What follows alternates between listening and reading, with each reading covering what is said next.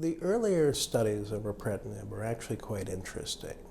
I feel that by guideline, this is a phase 3 clinical trial that is placing this drug in 4th position.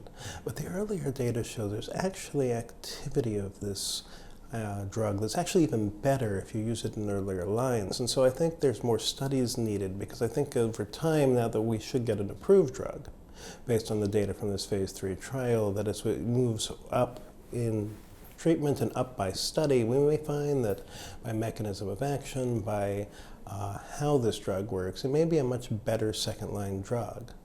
And so because of that, I think there's a lot more study needed. So obviously, given the high level of activity of ripretinib in a particularly resistant patient population, which is a population of patients in 4th and 5th line of treatment, or 4th or beyond 4th line of treatment, should I say, we want to investigate this agent in an earlier phase. The Intrigue study is currently randomizing ripretinib versus sunitinib in patients who have tumor progression under imatinib in first-line metastatic setting.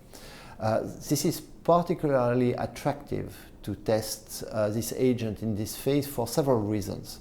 The first one is that, of course, it is a drug which is targeting all resistance mutations that we know are supposed to happen as an explanation of the resistance to imatinib.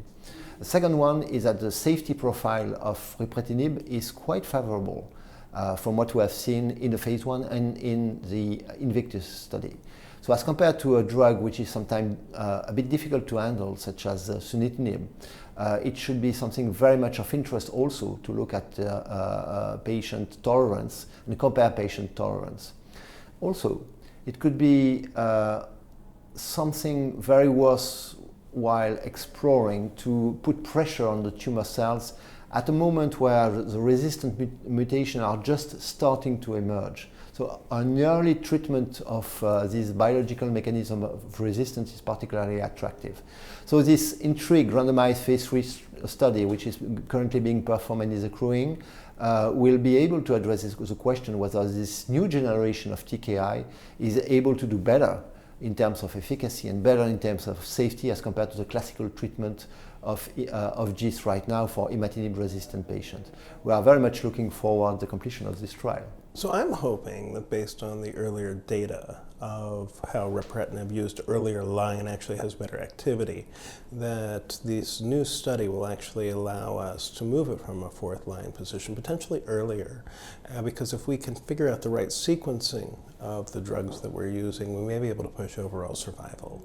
The sequencing of the treatment in the future for GIST will of course depend on the results of the Intrigue study. If positive for PFS and for safety, we can anticipate that probably treatment with ripretinib will become the standard second line for patients with KIT and PDGF receptor alpha mutations, possibly also others. We will see that in the future.